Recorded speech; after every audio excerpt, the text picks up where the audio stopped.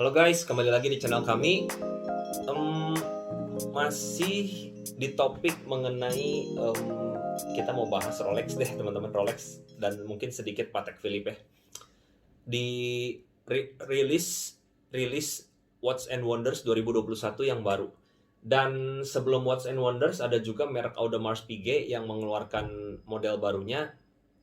Saya secara watch and ya apa ya penggemar jam tangan deh, watch enthusiast gitu ya, em, mulai suka dengan Audemars Piguet yang tadinya mungkin nggak suka. Jadi hari ini kita akan membahas tiga hal ya. Yang pertama itu adalah kita bahas dulu Rolex release ya.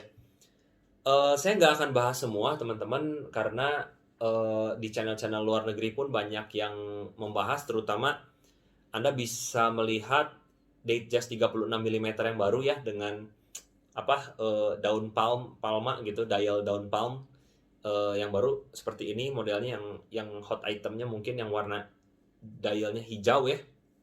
Lalu Explorer banyak yang kecelek ya teman-teman, Explorer 42 mm, Explorer 2 ternyata yang memprediksi semuanya menjadi ceramic bezel ternyata tetap menjadi bezelnya yang biasa steel, bahkan hampir nggak ada perubahan ya teman-teman. Hanya lebih ke movementnya aja yang berbeda gitu. Mungkin kalau dilihat satu banding satu gitu mungkin perubahannya ada sedikit gitu, cuman hampir nggak kelihatan ya. Jadi yang tadinya spekulasi tentang Explorer 2 gitu udah mengumpulkan jam tangan itu, bisa jadi eh, harganya sedikit menyesuaikan dengan harga sekarang yang mungkin agak turun dikit gitu. Nah, terus juga ada Explorer yang 39 mm ya, Explorer 1. Dia menjadi 36 mm. Sejujurnya 36 sampai 39 ini size saya banget ya teman-teman, maksimal 40 mm. Jadi kalau buat saya pribadi saya sih cenderung suka ya. Nah, yang saya pengen bahas bukan tentang si Datejust dan Explorer karena yang membahas ini banyak. Satu, di video saya sebelumnya saya udah pernah membahas tentang Rolex Batman yang di-release ya. Ini banyak orang yang nggak nyangka sih ternyata Batman dan Pepsi itu dirilis dengan dua bracelet. Sorry, kan dulu semuanya Batgirl sama Pepsi itu braceletnya Jubilee. Nah sekarang Batman bisa memilih bracelet Oyster, Pepsi pun bisa memilih bracelet Oyster. eh Pepsi yang Oyster itu dulunya all gold ya. Hampir sama percis, cuman kalau warna Pepsi-nya yang sekarang itu kan biru merahnya cenderung lebih gelap ya, kalau dulu sedikit lebih terang. Jadi yang punya jam tangan Pepsi yang dulu yang gold itu udah nggak jadi apa ya, nggak jadi prestisius lagi gitu kalau bayangan saya sih teman-teman, karena sekarang dengan model yang cenderung hampir mirip gitu ya, hampir sama, dibuat steelnya gitu, versi stainless steelnya, dimana hampir benar-benar sama sih, benar-benar Oyster. Kalau dulu kan beda ini ya, yang steel itu kan by Jubilee bracelet gitu, yang white gold ya Oyster bracelet, which is udah discontinue, nggak diproduksi lagi, ternyata diproduksi dengan hampir sama ya dengan Oyster bracelet. Mungkin yang punya gold itu sedikit sedikit kecewa lah mungkin. Terutama mereka yang pengen beli jam itu, satu bisa buat uh, kesenangan mereka bahwa ketika didiscontinue itu dipastikan tidak diproduksi lagi, ternyata diproduksi dengan model yang sama bahkan dengan bahan stainless steel.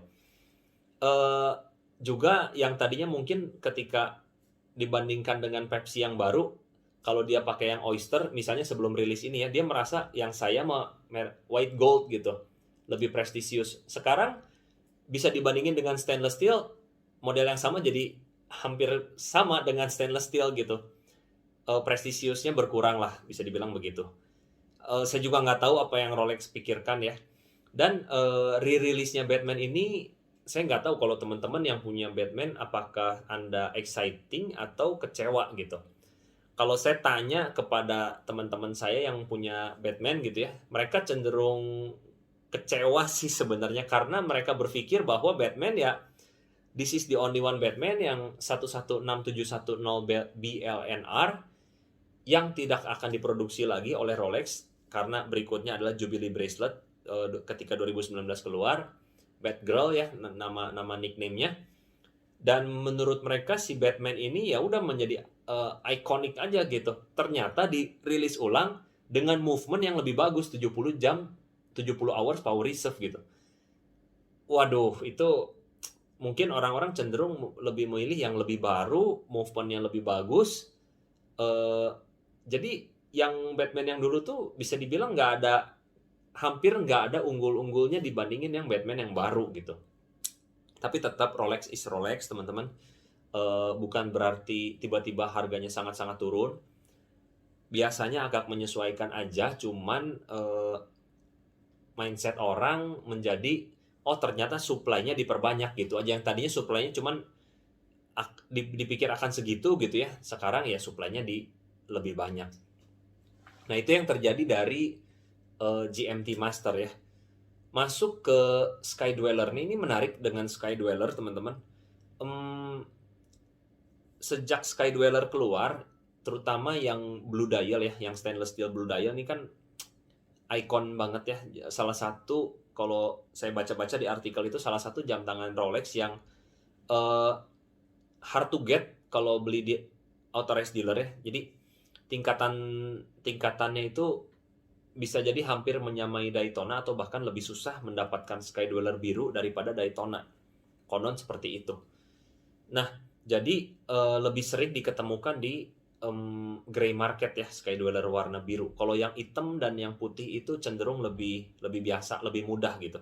Walaupun tetap Sky Dweller is Sky Dweller, teman-teman. Nah, kalau saya lihat sekarang harga market price-nya Sky Dweller Blue Dial itu sudah mencapai di atas 400 juta ya, yang unworn 2021 gitu. Sekarang si rantainya itu ditambah menjadi Jubilee Bracelet.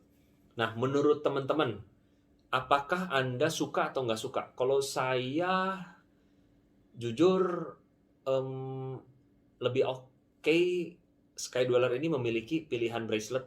Betul, jadi ada keunikannya tersendiri ya.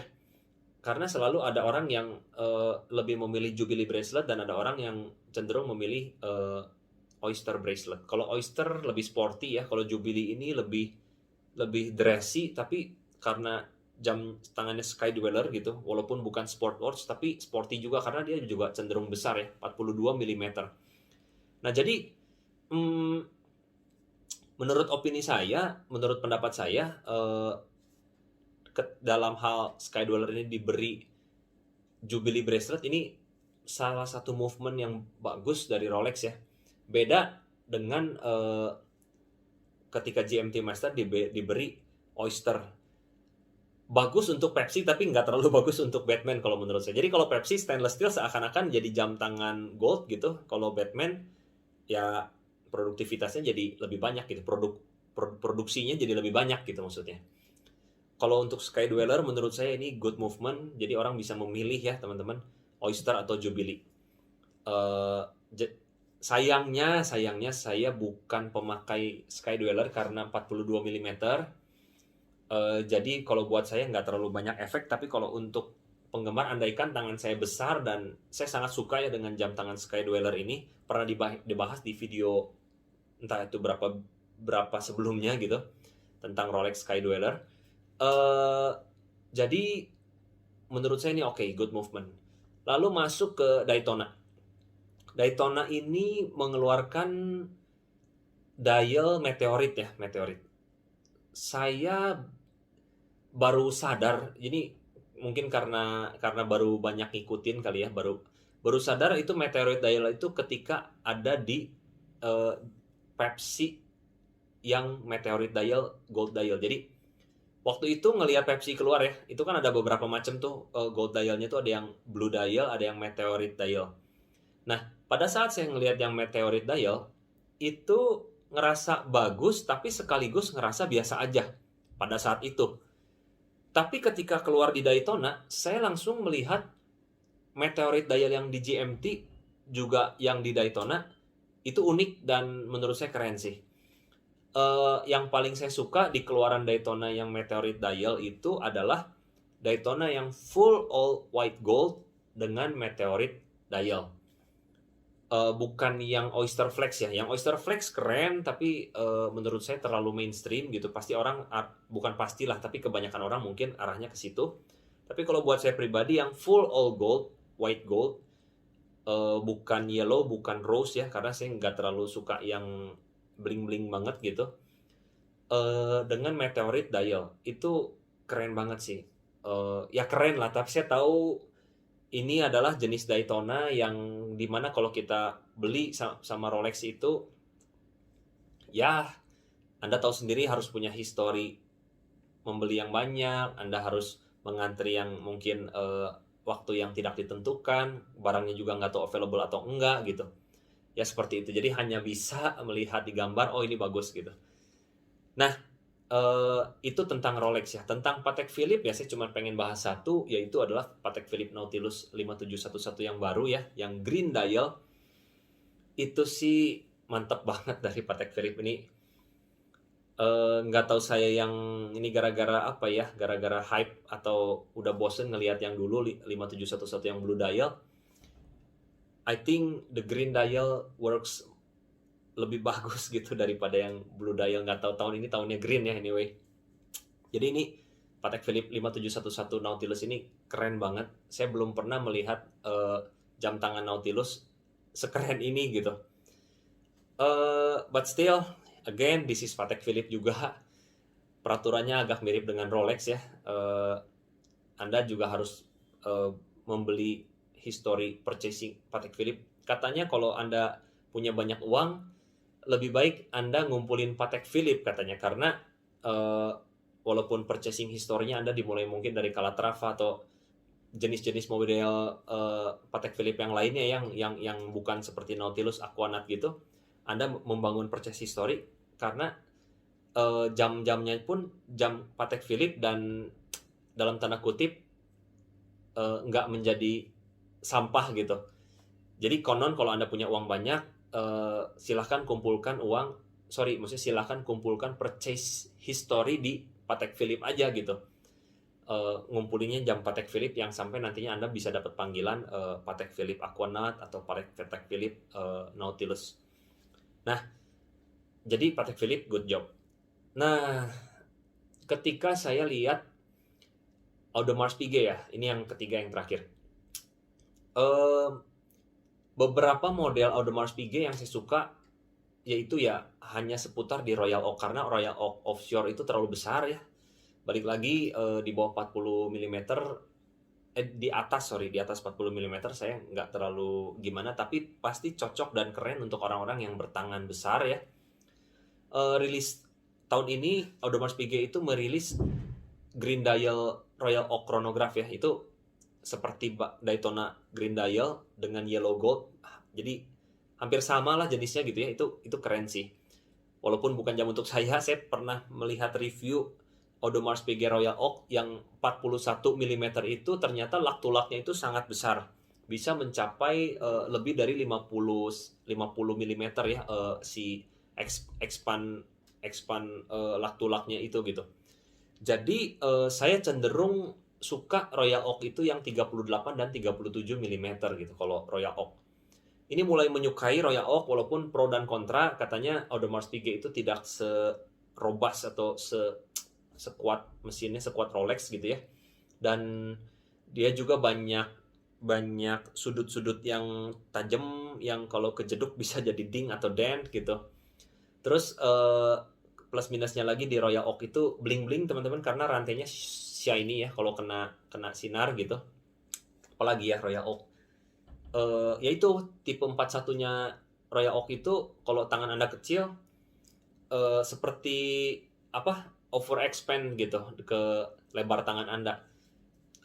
Mudah-mudahan saya maksudnya gini, mudah-mudahan di suatu saat jadi bisa diizinkan untuk memiliki Royal Oak yang 37 atau 38 mm kalau memang waktunya tepat gitu.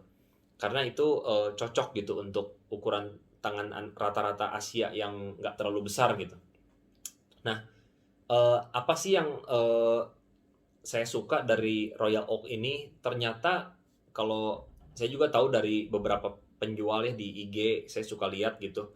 Ternyata Audemars Piguet ini mulai membuat produktivitasnya lebih eksklusif, dan biasanya kan gini ya, kalau kita ngelihat eh, para para pemakai jam tangan lah, laki-laki gitu ya. Saya seringnya lihatnya jam tangannya Rolex lagi gitu. Jadi kalau udah untuk lebih mendalami gitu, rasanya AP ini salah satu pilihan cocok sih. Juga Patek Philippe juga salah satu, kan jarang gitu lihat orang pakai Patek Philippe atau Royal Oak ini, lebih jarang daripada Rolex, karena Rolex itu bisa dibilang jam luxury-nya sejuta umat lah gitu. Terus kekurangannya lagi dari Audemars Piguet yaitu adalah servisnya teman-teman. Jadi karena yang tadi ya nggak serobas Rolex gitu.